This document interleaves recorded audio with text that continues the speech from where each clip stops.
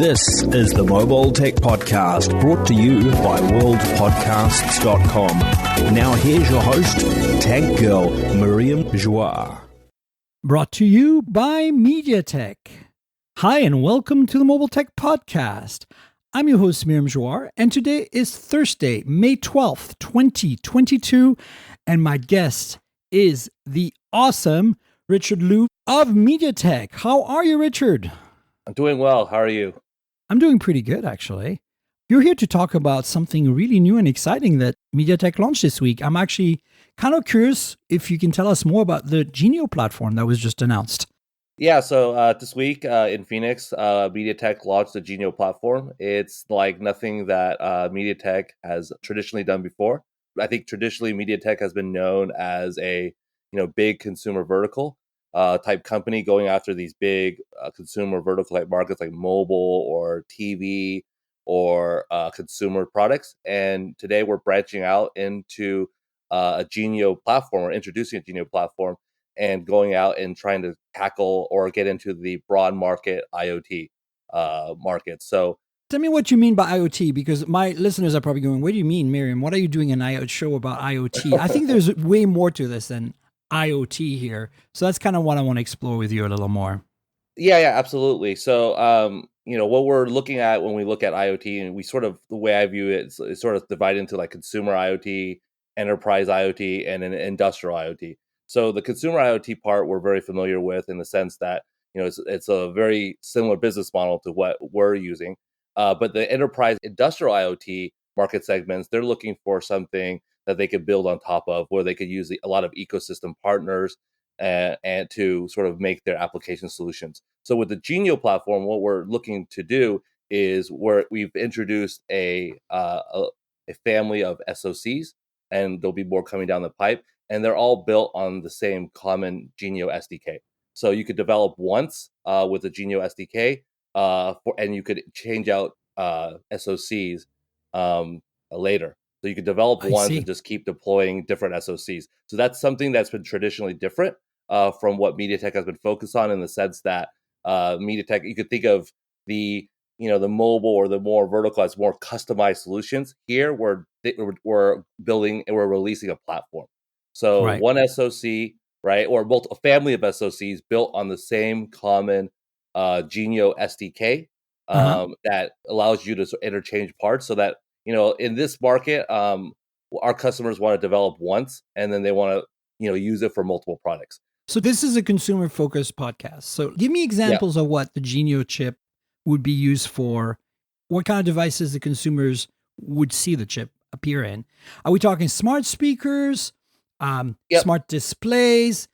Am I completely forgetting something really critical here that would be a device? Because I looked at the specs on the Genio 1200, which is the first chip. Yeah. And you guys have incredible features here. Like you can drive two 4K displays.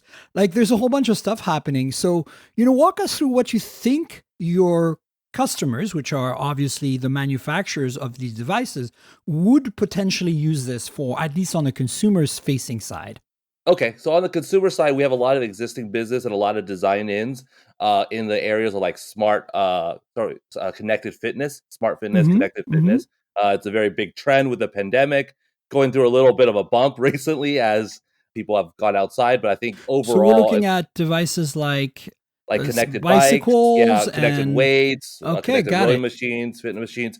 So all that, the connected fitness market segment. So we have a lot of design in with other products, like on connected bikes, connected just fitness equipment, specifically for the product that we announced, the G1200, Genio 1200. That would be more of a high-end device, more applicable for like computer vision with a lot of AI processing on the edge. And a use case could be in the connected fitness segment, for example, is if you have a virtual instructor and they could see that if you're doing the exercises correct, how many exercises you have done, things of that nature. You can correct a camera. The camera can do some AI on the motion you're doing and kind of give the trainer a little bit more than just what they can see on the screen. Like they can go, we've managed to track the motion. Here's what we see. And, they see some little thing on there and they're like, you're doing so great, Richard, keep going. Right.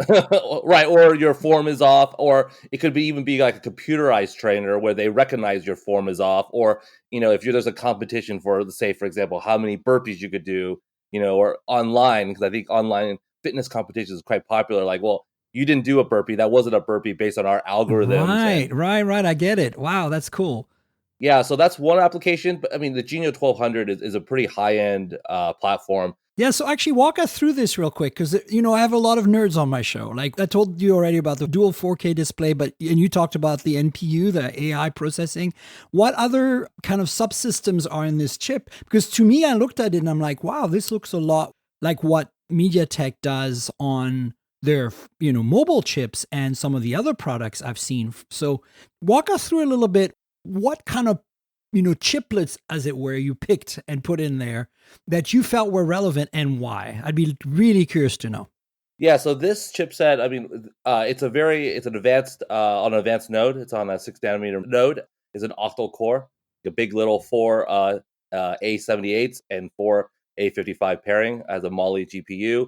It has two what we call our MDLA, which is the dedicated APUs, and also 2 VPUs. So it's a really powerful chip. I mean, and as you said, it's very similar to some of the more mobile consumer like type chipsets. And we chose this as the first chipset out of the gate for our platform because we realized it is very high end, and we wanted to be able to have like as a general purpose as possible because we plan on introducing a family of devices. So this will be going on low end. So first out of the gate, a very high end device that you could play with, you could look at, experiment with, but when it comes to production, there are going to be other devices too that could be maybe, for example, more suitable to the end applications.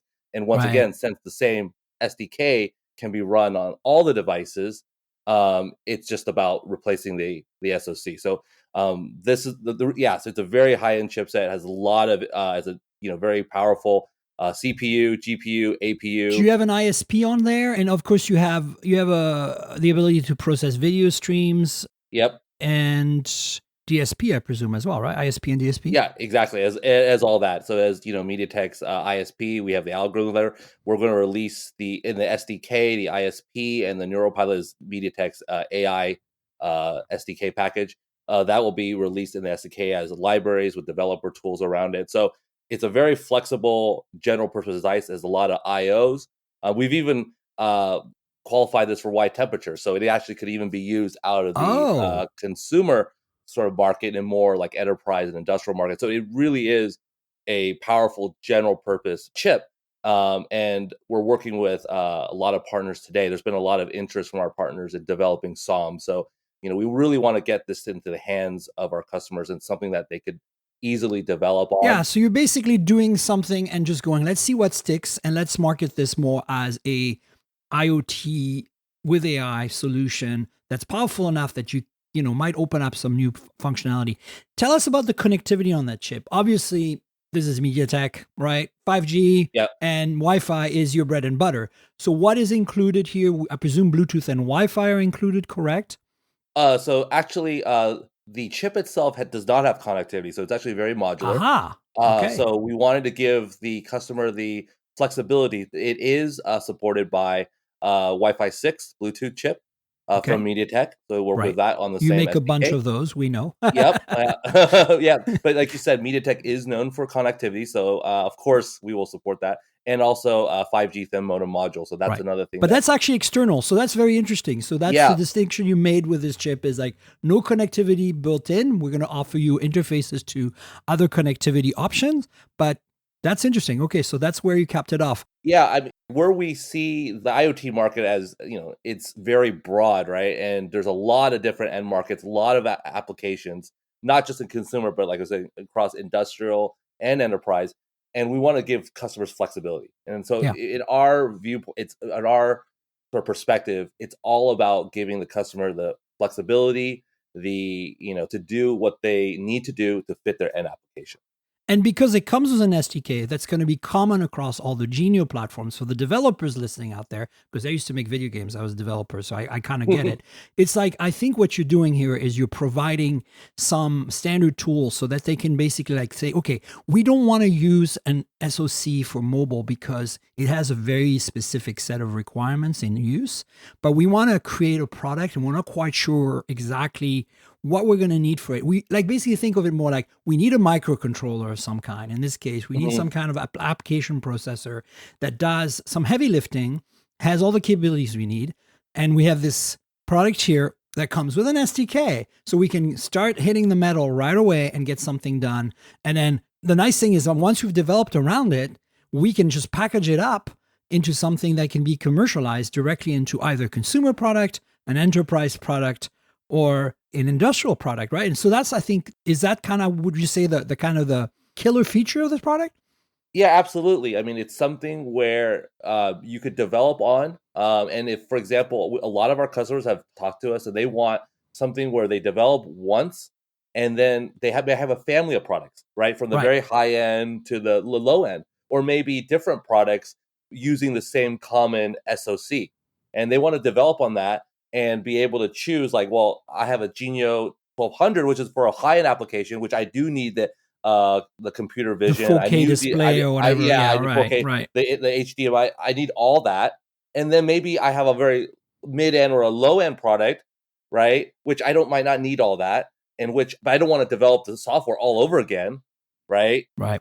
And so I could use maybe like a Genio 500 or a Genio 300. And so that's our goal, to develop a family of products supported by the same SDK, in which gives our end customers that freedom. And, we've seen that, speaking of connectivity, why we chose to have it as modules is there's customers who have products developed on the same platform with cellular and without. Right. Of course. So they want a Wi-Fi only. And so we want to give them the flexibility and it's all about like flexibility for our customers.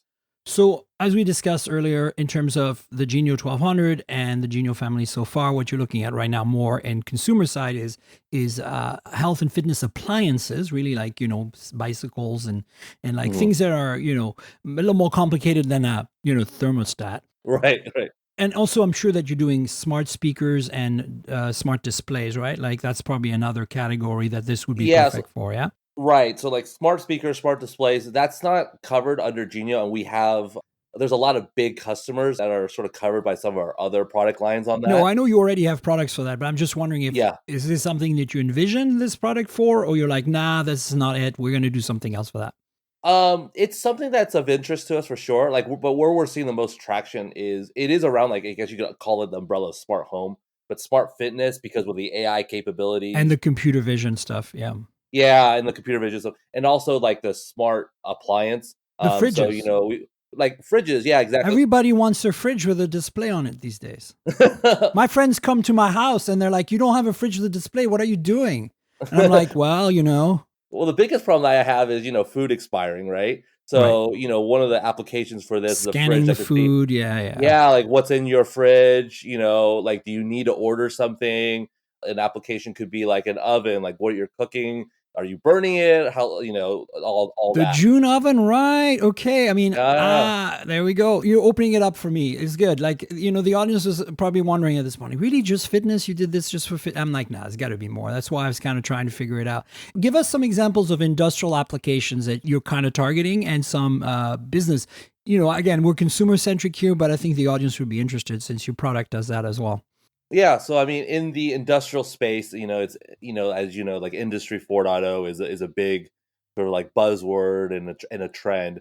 Once again, the Genio 1200 generic platform, we wanted to capture as much of the sort of IoT SAM as we could. So we did qualify for wide temperature, and there's high reliability as well. But some of the applications is more like in the factory, like looking at the defects of... Right, sorting things on conveyor belts, having a display interface that the operator can visualize, so you need to drive a display. It doesn't have to be 4K, but you need to drive a display.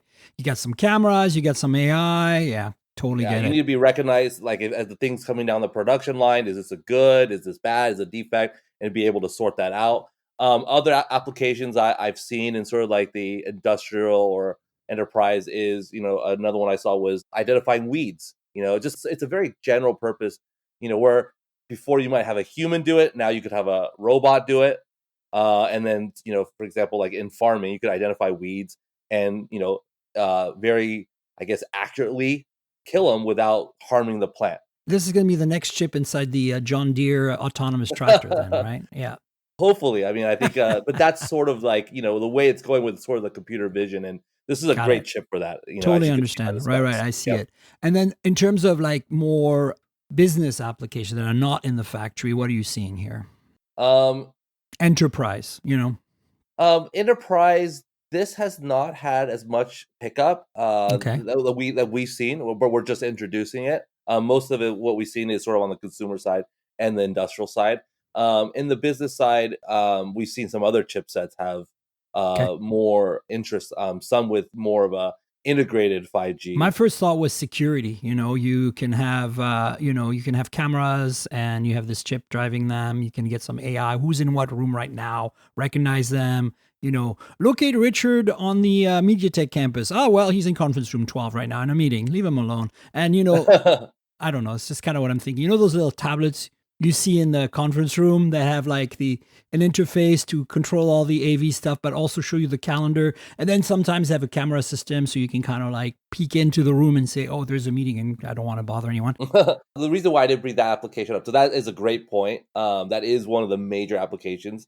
The reason why I didn't bring that up is we have more specialized chipsets for that.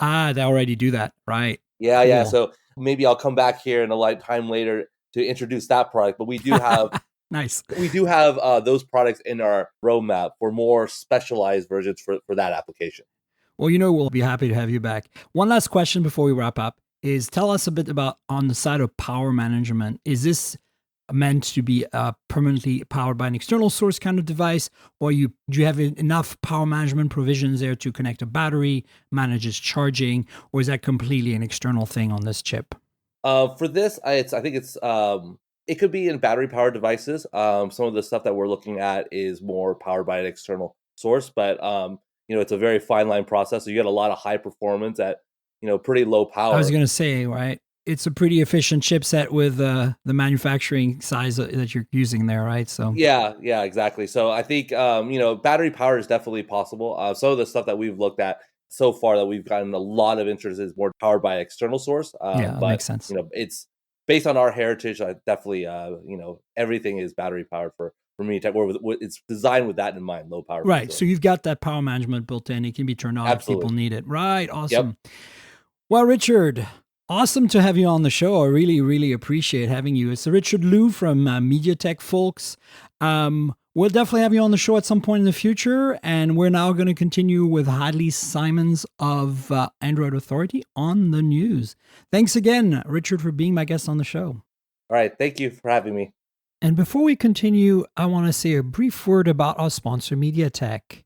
MediaTek enables nearly 2 billion connected devices a year, and its AIoT platforms are already trusted by global device makers in products that power wide-ranging applications.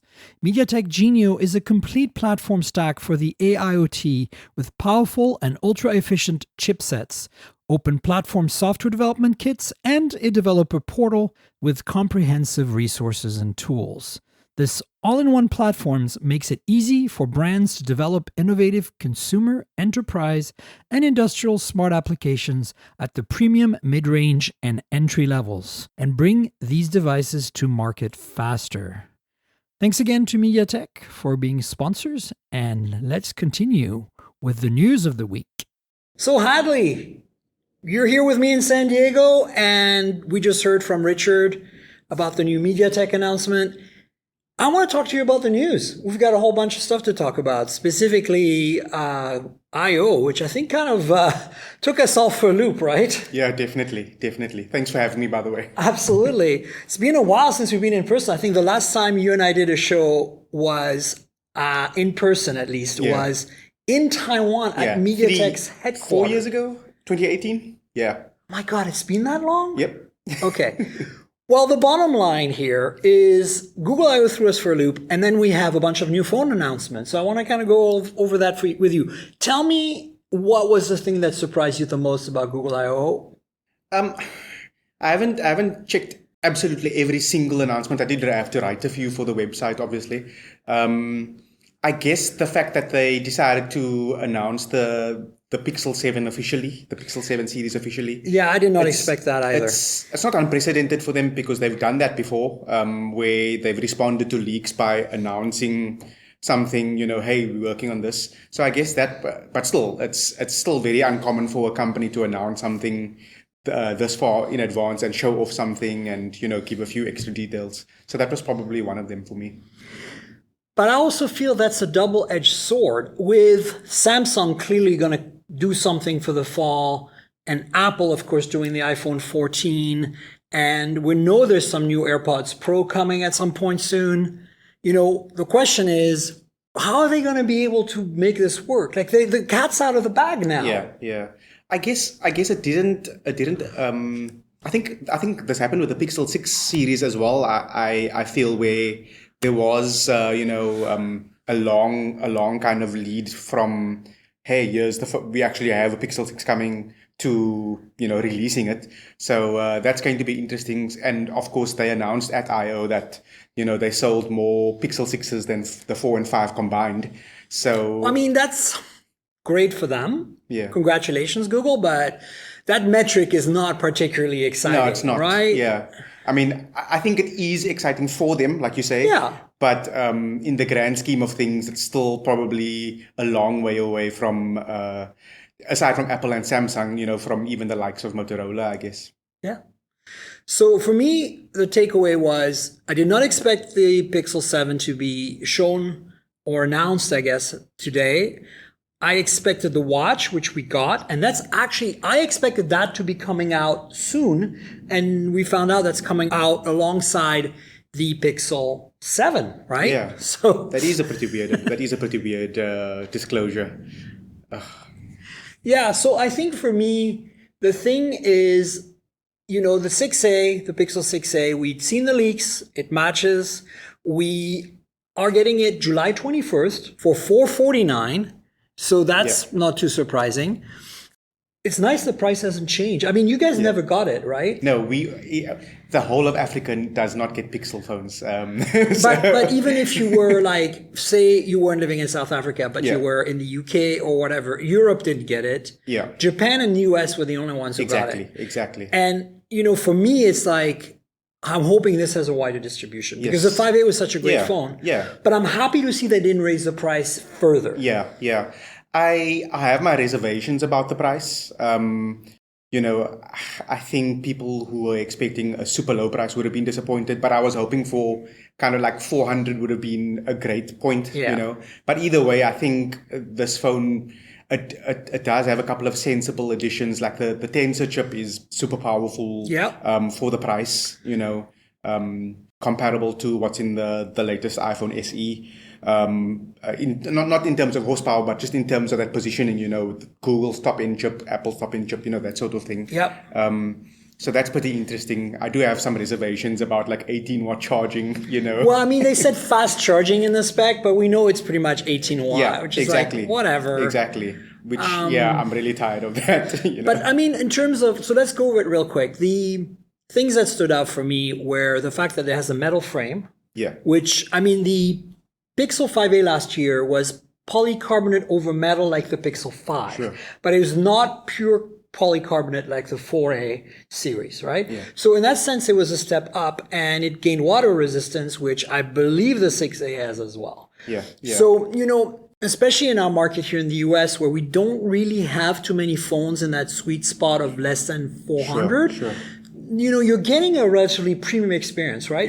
The cameras are the 12 megapixel main and 12 megapixel ultra wide that we've had before. Exactly. And those are pretty, they're not exciting, but they're well sorted in terms of software and imaging pipeline, and the tensor gives you a lot more oomph. So if you have a Pixel 5a or 4a right now, and you see that little spinny wheel after you took a photo in the preview, not in the, you can take more photos, but if you look in them in Google Photos, it does that processing thing. Yeah, and it does it for quite a while longer than on a Pixel 6 or 6 Pro. You will notice it. You will notice a difference in performance there.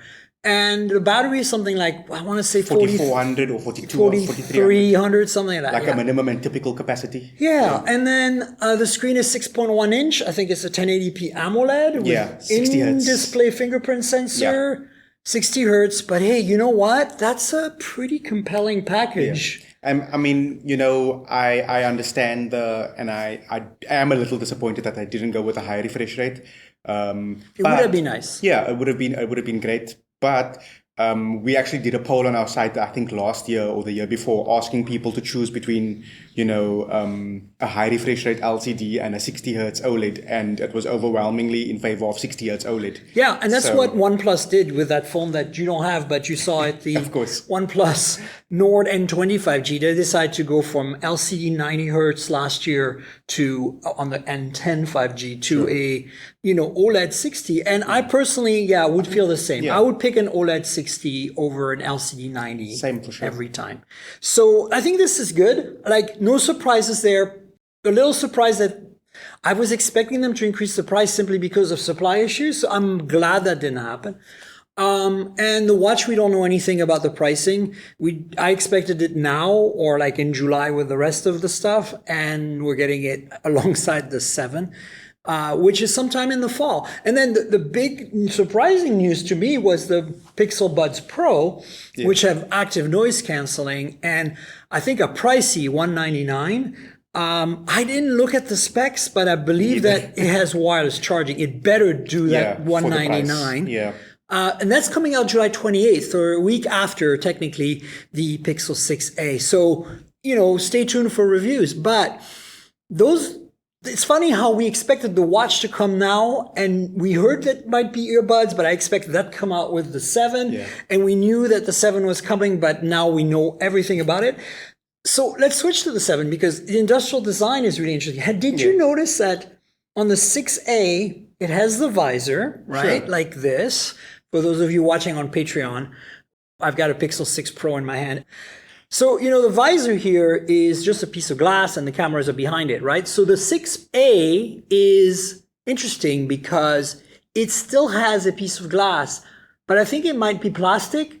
And then there's an oval cutout of glass inside that's also black. So it looks like this, but instead of, I think, being one piece of glass that covers all the lenses, it's a piece of plastic, and then it's got this oval cutout, which is glass for the lenses. But that oval cutout is important because the Pixel 7 dives right into that design, right? Yeah, and it's aluminum. Yeah, they made the visor out of polished aluminum, and they have the cutout, this oval cutout. And think about the Nexus 6P, right? That's kind of like what you have to imagine. I mean, by now you've all seen the photos because everybody's talked about Google I/O. So I'll definitely put a link to, some content that shows you the actual industrial design of the Pixel 7 and 7 Pro.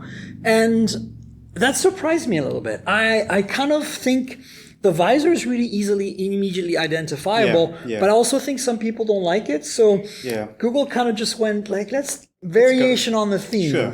I like the idea of the visor because I think it's important to have a differentiating factor in terms of design.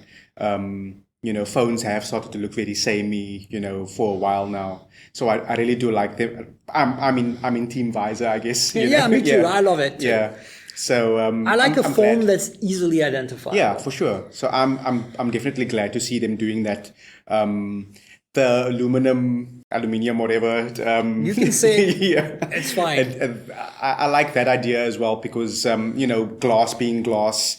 It breaks. Yeah, exactly. So let's see how that works out. But I do like the idea of it. We don't know too much else about the phones. They just showed us what they would look like. I don't think they revealed much other than it's got a 2nd generation tensor chip. Sure. We didn't get screen sizes or battery sizes or camera sensors, but clearly the 7 Pro is to the 7 what the 6 Pro is to the 6 in the sense that it does have an extra camera, which we assume is the telephoto. Sure.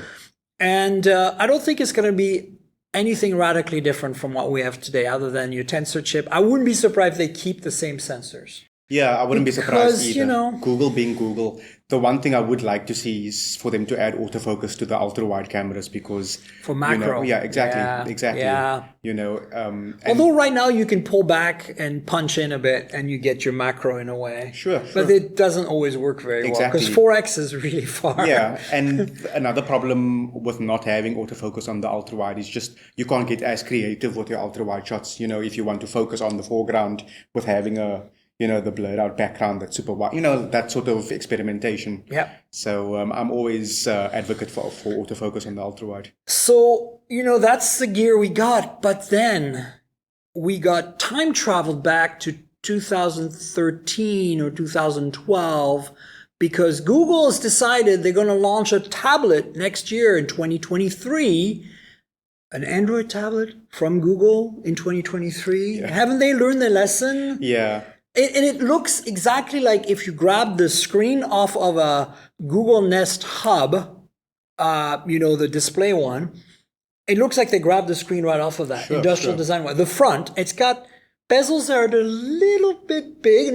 They're consistent, but they're not as thin as what you get like on a Galaxy Tab S8 or an iPad or even like a Huawei Mate Pad 11, which I really liked. Yeah. But the thing that struck me the most is the back. The design on the back kind of is basically looks like Pixel 5 or Pixel, even all the way back to Pixel 3a. I want to say it's very boring. Yeah, and I feel the entire like design is kind of very boring. To be honest if you're gonna make a tablet, when you have this visor design, why not somehow incorporate that in the tablet?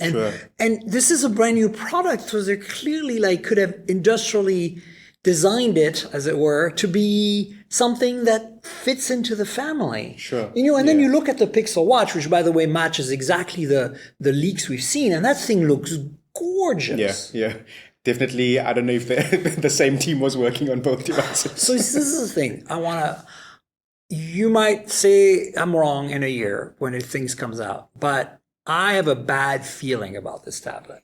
Yeah, it seems super generic. I think the software side is all. So, there's another thing. It's running a tensor chip. I mean, and they showed some new functionality of multi-window copy and paste and stuff that we've seen on iPad. A lot of functionality to integrate Chromebooks and phones and watches and tablets in the Android ecosystem with like a shared clipboard and stuff. But basically all of this stuff already exists on the Apple ecosystem, and it's about time that it exists on the Google ecosystem. So I'm not that excited. That's why I feel this tablet's going to be a flop, because Android, it's not that the tablet itself is going to be bad, although the industrial design is already a little meh.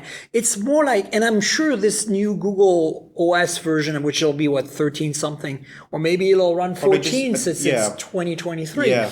But the bottom line is, I'm sure it'll be really nice. But the apps, what makes the iPad is the ecosystem of apps that are optimized for that user experience. And I don't think Google can rally the developers. The developers have no incentives to do anything about this. I agree. The easiest way, I've always wondered, can they do it in software somehow where it's an automatic thing without any intervention from the developers? But it seems like whatever the case is that they just can't get the developers to get on board, and that's disappointing because, like you say, the hardware is not the problem, in terms of Android. And it feels that's why I'm saying 2012, 2013, because it feels like we're going right back to the Nexus Pixel 7. and Nexus tablets. I mean, the Nexus 7 aside, because that one, it really hit a sweet spot in price and functionality. There weren't phones that big then, and 7 inches, right? Yeah. Now it's pretty common, and they weren't any affordable devices that we could just have around the house as remote controls for things. And I felt like the 7 was the ultimate remote control around the house, right? But I feel like, the Nexus 10 was never great. The Nexus 9 was never great. Yeah. And then we got that Pixel tablet with the magnetic keyboard. Sure. What was that called? Do you remember? Was it not, wasn't, I can't remember. Was it the Pixel C? Pixel C. And then we got the Chromebook, with a weird Chromebook tablet. Yeah. Like Pixel Book Go. No, Pixel Book is the one that's the convertible. That one's great. Yeah. Talk about the Pixel tablet. What was that? Pixel Slate? Yeah. I think you're right.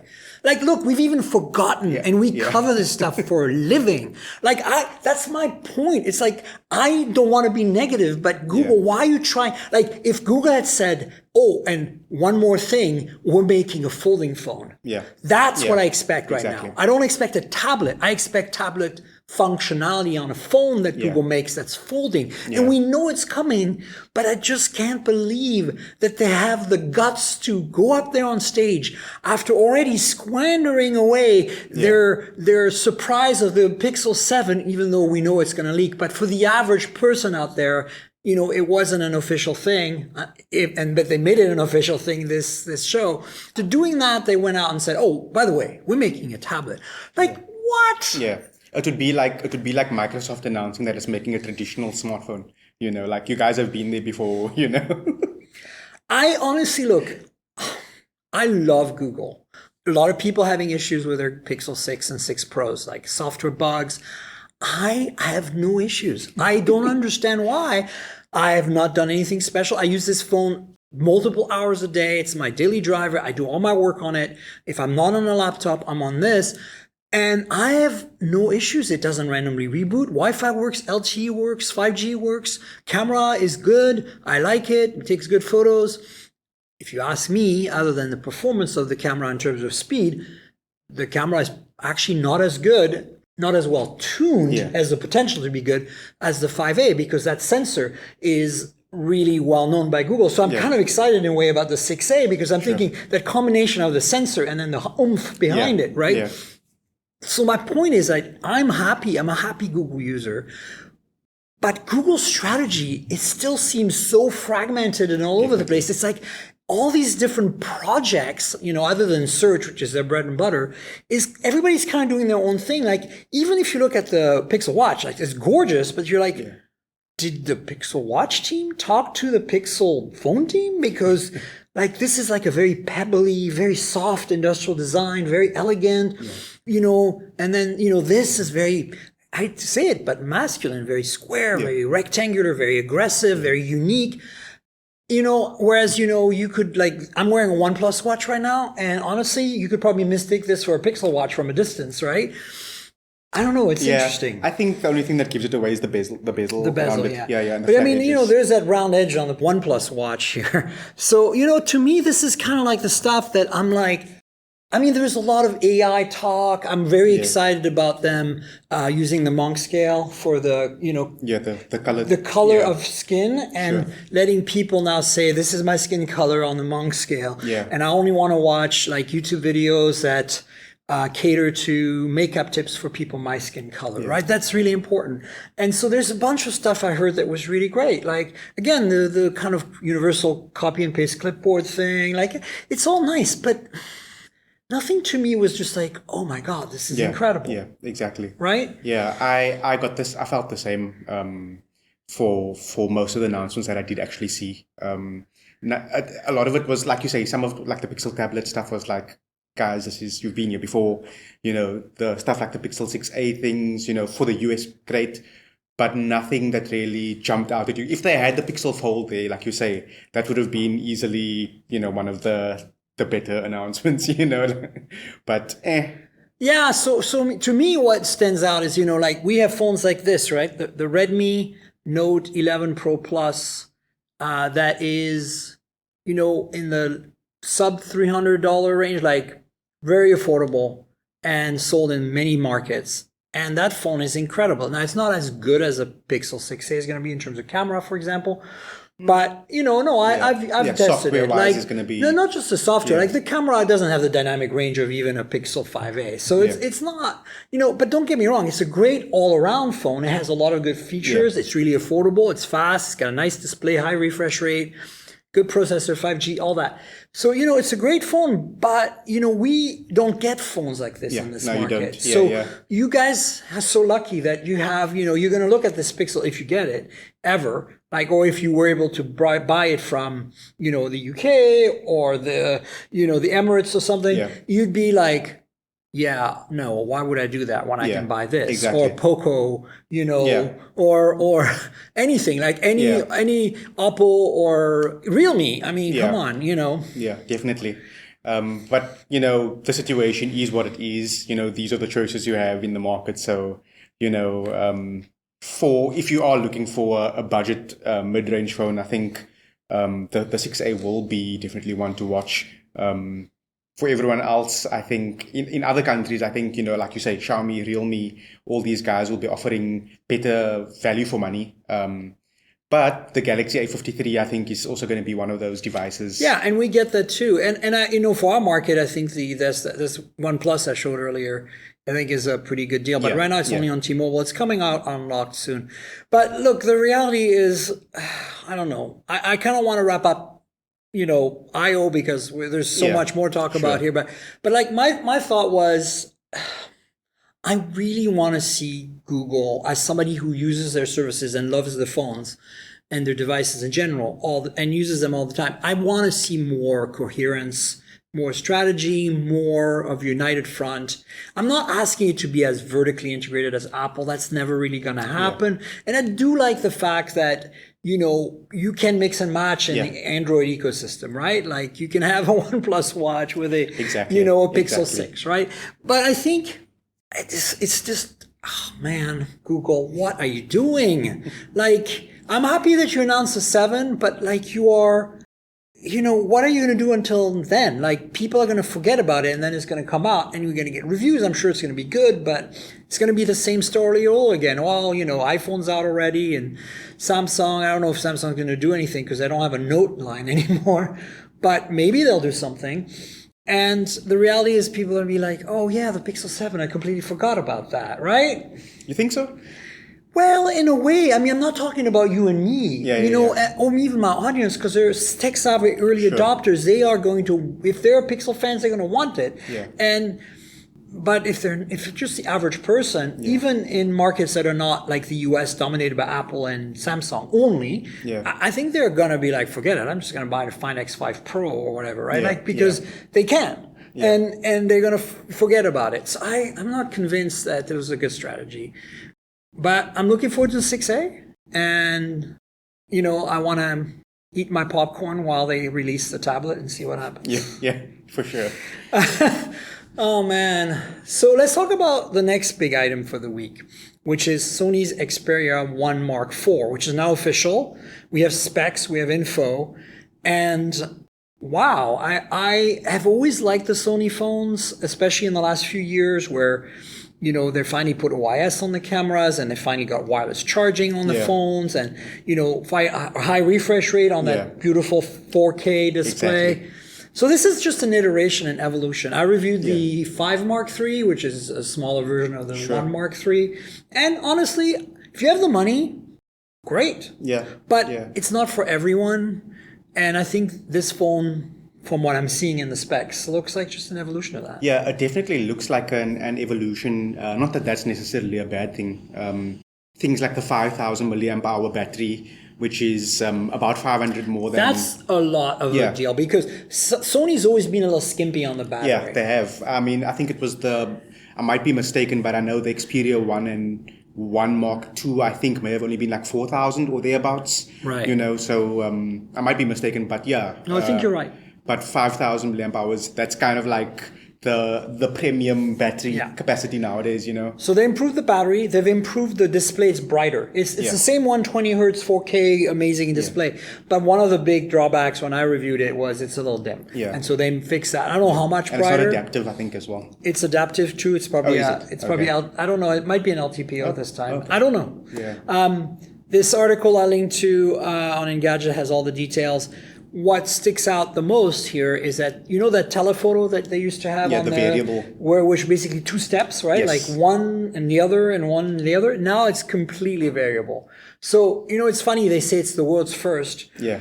But if you remember properly, the Asus Zenfone Zoom did exactly that. A periscope lens with a variable zoom, except that was the main sensor. They had only one sensor and it did everything. Wow. And of course, the f-stops were pretty bad. And with the sensors of the time, which weren't very light sensitive, it meant a low light sacrifice. Yeah. But in this case, you get a dedicated main sensor, a dedicated ultra wide, and a dedicated variable telephoto. Yeah. And that's got me excited because, now you don't have to compromise with the digital zoom between that. I really do like the idea of that, the continuous zoom. I believe it's something, I forget the exact zoom equivalent, but it's something like 3.3 to like about 5. Yeah, that's about right. That's what I was looking for. Yeah, it's a bit of a narrow zoom range, but 85 to 125 millimeter, 35 millimeter equivalent. Yeah. So that's actually pretty good. Yeah, it's about 3 times to 5 times. So it's not quite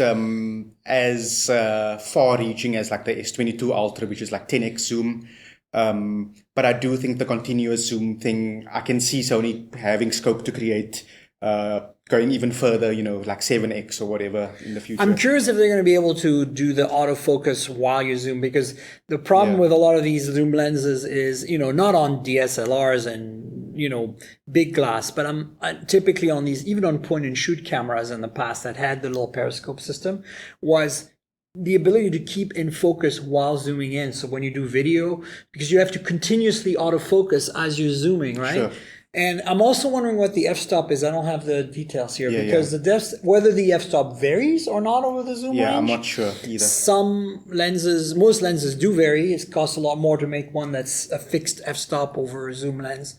So my gut is it's going to vary and it's probably not going to be great. But the sensors used are the 3 12 megapixel sensors that were there before, and they're pretty solid. Yeah. And the reason they didn't go to high megapixel count on these Sony Xperia phones is because Sony wants to be able to do 120 frame per second capture at all times, so that they can do eye autofocus and face autofocus that tracks like on their real cameras. And so it's interesting because, they are really large sensors with large pixels. So good low light, but you don't get that binning or whatever. You just get the basically much faster scanning of the sensor. So they can read the sensor faster. Yeah. It's an interesting choice. I think it's not necessarily worse than... No, I think it's fine. Or not necessarily better, but I think it is an interesting choice. And 4K 120 frames per second video recording on all 3 cameras, I believe. Yeah. Which is really cool to see, because I remember seeing, I think it was Sony as well, and Asus on their Zenfone 6 or 7 series doing 4K 120 frames per second video. I'm quite liking that sort of thing, I mean, if you're like a wildlife photographer and you want to capture like a bird taking off from a tree in the distance, you can use this telephoto max zoom and record at 120 frame per second, 4K, this bird taking off, or this butterfly. Like, that is really cool. Like, you don't get to do that with most other phones. Yeah, for sure. So I think I'm excited about it. I know it's going to be very expensive, but I'm glad that Sony has consistently been listening to our feedback. Like, for a while they didn't have wireless charging. We told them, they did it, they added it. And then, 5G support, at least not in the US in the Mark II, I think it was. And Mark III did have it. I don't know if this is a millimeter wave is what I'm trying to say. Yeah. That's not a big deal for you guys, but for us, it's important. And I'm hoping, because they sell them in Japan, and Japan is very millimeter wave heavy, I'm wondering if they actually finally put it in. Fingers crossed. You mentioned expense as well, and $1,600 is a crazy amount to pay for a phone, to be honest with you. It's $400 more than the S22 Ultra, I think, or thereabouts.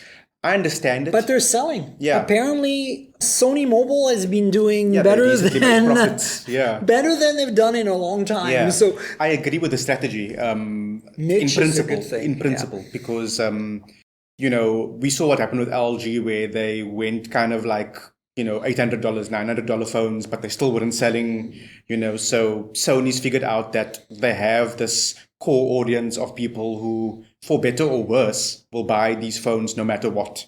This is, I think this represents a bit of a gamble for Sony now, because they've shown that this low volume, high price strategy can work. They're becoming more aggressive on the strategy, going, adding $300 to the cost, or $400 to the cost of the phone.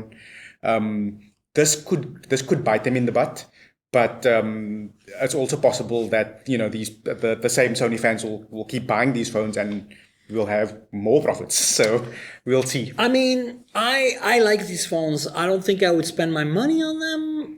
And I do recommend them to people if they are into photography, especially if they're used to using the alpha camera systems from Sony and they don't want to always lug around an alpha camera. And if you have the money, it's a really well-rounded phone. You're getting a lot, like gaming performance is going to be great. Snapdragon 8 Gen 1. You get tons of RAM and storage. I believe there's micro SD. There's wireless charging. Headphone jack. The stereo speakers are front firing. Like, it's just headphone jack. I know. Like, who does a flagship that still has a headphone jack? Exactly. So I'm in. But I'm not sure it's for my money because I still think that the Galaxy S22 Ultra that's recording this right now is probably my choice in terms of most versatility and most compatibility, even though I'm not a huge fan of One UI, but I don't know. I think this is exciting, and I'm glad Sony's doing something about it. We've heard rumors. Obviously, there's going to be a 5 Mark IV at some point. They've also announced the 10 Mark IV at the same time. I didn't look into the specs. I have no idea. I don't really care too much about the 10 series. But, the other thing to keep in mind is, there's still a lot of things we need to figure out. Like the f-stop on that telephoto. Is there millimeter wave? A bunch of other things. But we know the price, we know mostly what we're getting, and craziness. We know a little more about the Z Fold 4. There's a leak that came out this week. I usually, don't cover a lot of the Samsung and Apple leaks because there's almost one every week. But this actually completely reveals the industrial design of the Z Fold 4. So, what do you think of that? I mean, it looks like a minor kind of it's evolution. There we go. I think I used that in the previous story. I was trying to think of synonym for evolution. But so it seems like an evolution, which is great. I think I couldn't actually tell, but I'm assuming that it's there. In the renders, I couldn't actually tell if there's an under-display selfie camera on the main foldable screen. But I'm guessing it's there. And I hope that the fact that I can't tell is a good sign because they've improved it. Yeah. And then the other thing it looks like is the camera pod industrial design matches the S22 Ultra. So we're moving away from the previous generation design there, which I think is individual interesting. Camera housings instead of the Z Fold 3's one camera housing hosting 3 cameras. Yeah. And have you seen any of the renders when it's shut? Does it still have that gap? I don't recall seeing the gap. I don't think they have. I don't think I've seen renders of it shut, but that's one of the things that obviously other companies have solved, right? Like the Oppo Find N and a bunch of the other, like the Vivo foldable. All the fold, and a lot of them are doing the teardrop razor setup where it kind of.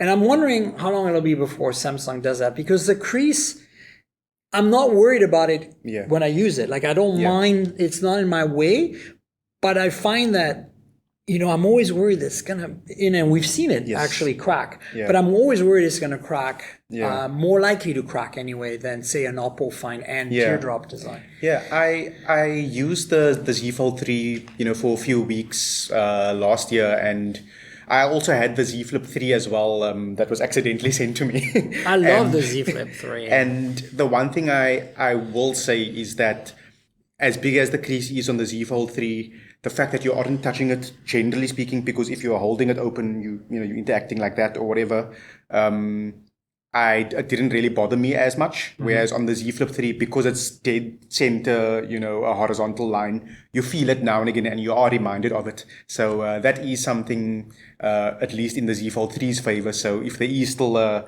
substantial crease there, it's not quite a a huge deal. But yes, rival brands are definitely improving the crease on paper.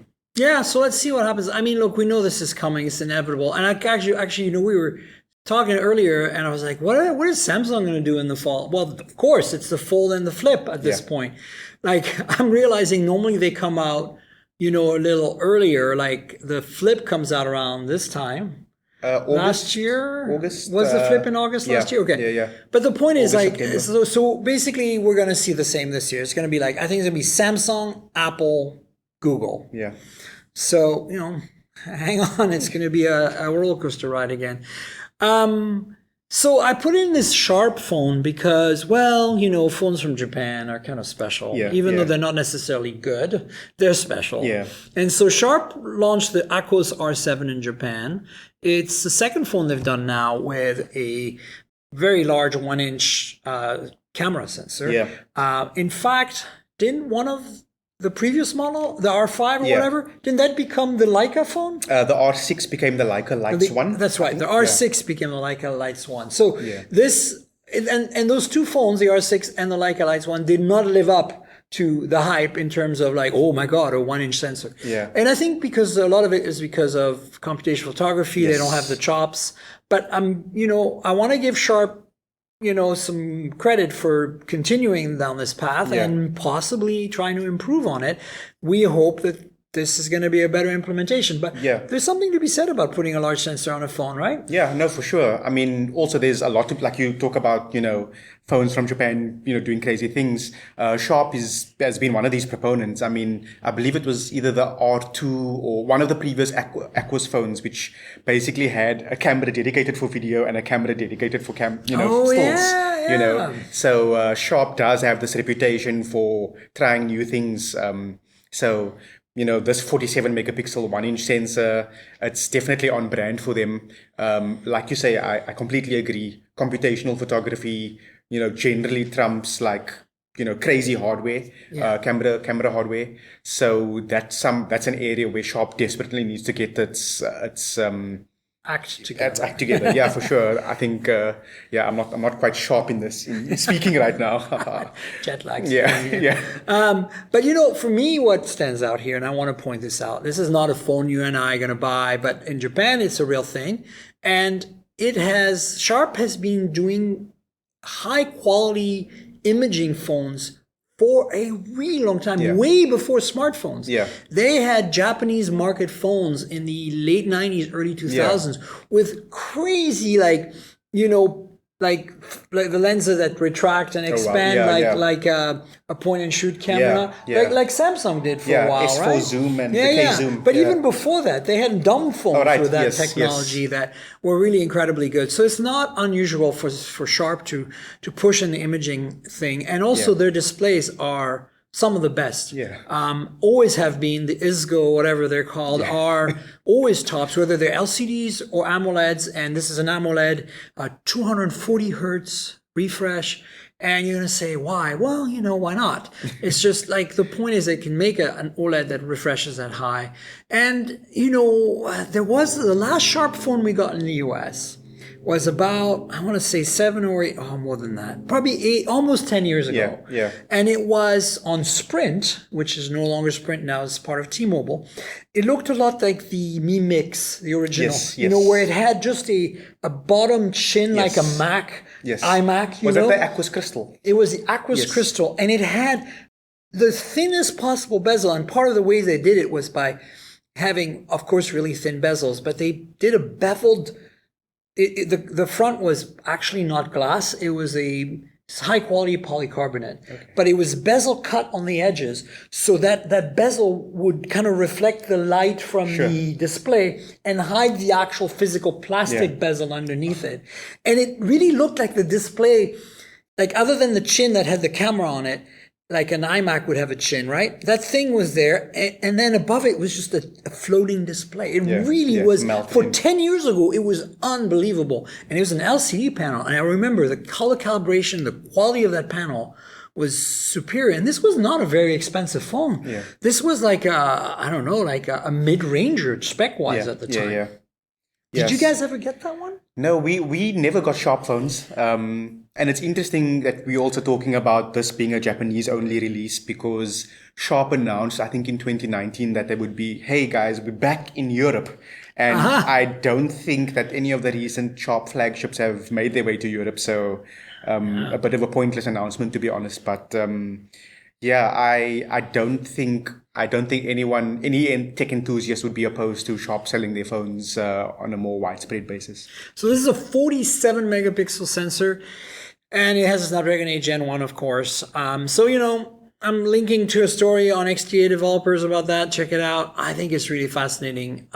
It's always nice to cover phones that are not the phones you get in your market, because especially Japanese phones, because they're just wackadoodle out there. Also, like a 1.9 megapixel portrait depth sensor or whatever. I know, it's got just a second lens, no ultra wide, forget it. Yeah. You're not getting an ultra wide. What's a telephoto? Yeah, well, Oh man, so it's interesting to me because I'm kind of feel like, they're just really like, okay, let's really focus on that main sense, put all our energy. Of course, we know from the previous model, that didn't pan out too well. But I want to know that they did it better this time. I want to give them the benefit of the doubt. So yeah, it's exciting. The last thing I want to kind of touch on before we wrap up is, it's just kind of want to have a moment for this because it's such an important thing. The iPod is officially done. It's officially discontinued. The iPod Touch, obviously now, is finally, Apple has said, we're stopping making them. We're stopping selling. Whatever's on the shelves right now is the last you can buy. And, a lot of you are like, whatever, iPod. But think about this. The iPod was the product. The iMac was the beginning, but the iMac did not sell in the numbers to really turn Apple around. It wasn't until the iPod came that it turned Apple around, and it gave Apple the cash it needed to do the R&D for the iPhone and the iPad, and to bring us to where we are today. And then the iPod Touch, I was really surprised in 2008 or whenever it was when they launched. I think it was 2007. Like literally 3 months after they launched the iPhone, I actually delivered it to the customers in the summer. Right? They surprised us, was like, iPod Touch. It's the iPhone without the iPhone, right? Yeah. And that was a brilliant strategy because it was $100 less than the iPhone, which was a lot at the time, but it was thin, it was sexy, and then they continued doing that. I would have loved to see a final iPod Touch with Face ID, super thin, super sexy, swan song, but I guess it didn't make business sense because it's always been sexy. I don't know if you've ever seen an iPod Touch in the wild, especially the later generations. I had the fourth gen. the colored ones that have the little lanyard push-pull thing. Yes. Those things, if you see them in the wild and you kind of don't think of, you think phone, you're like, what Apple product is that, right? Like you have to do a double take. They're so thin. Like, what is it, 5 millimeters, something like that? Something stupid like that, and I remember using my fourth gen, I think this is like in 2015 or 2016 when phones became bigger, and it was so puny in my hand, but it was still a really neat design. It was I'm not an Apple fan, so I don't really own any Apple things anymore, but I had the iPod Touch was like my gateway into it, and it's still fun memories of the early days of the App Store and that sort of thing. What color did you get? I think it was just a plain silver. Back, so it's actually the early one. You never got to the later ones. No. So, little moment for the iPod, it's over. And, if you need an iPod Touch, go get one before the supplies are out. It's an A10 chip. It's not particularly exciting. It never got Touch ID. It never got Face ID. So, in a way, that's kind of regrettable because it would make a great device for people who don't necessarily want more than Wi-Fi connectivity. Yeah, exactly. Right? Yeah. I do remember, however, when the iPods first came out, I think my high school bully had one, and that made it not cool in my eyes. I was like, no, I'm not going to get this. He has it, Oh, yeah. So I ended up with a 64 meg MP3 player back in 2005. Oh boy, yeah. I got an iPod because I was huge into music. I still am, but I was still listening to music on CDs on the go, which was really inconvenient. Skipping. No, the skipping, they had anti-skip already, right. but it's more like the space it took. And, even the latest Discmans I had, I don't know if I don't remember if I've always bought Sony because I changed every year. Very much like phones today. I had one that played back MP3s as well, so I could, condense it a little bit. Sure. But, the idea of not even using memory cards, because there was all the Rio, creative, Rio Nomad, whatever. Yes, that's right. MP3 players from the competition. The concept of a device that's the size of a deck of cards that contains 5,000 to 10,000 songs and transfer these songs over FireWire, which at the time was the fastest thing you could use to transfer data between devices, was absolutely brilliant. And using a shock-proof small hard drive instead of, at the time, super expensive flash memory was also a stroke of genius. And I was not an Apple person either then. And I just looked at the technology and I was like, no, this is a milestone device. Yes. And I went out and put my hard-earned money on a Gen 2, which was the one before the 30-pin connector. Yeah. So it still had the FireWire connector and it had a little flap to hide it because the first one, Gen, doesn't have the flap, so dirt gets in there. And the first Gen, right, had an actual rotating clicky wheel. Yeah. Mine had the capacitive clicky wheel, but it was Gen 2, and there was Windows software because Gen 1 didn't have Windows support. Gen 2 had Windows support.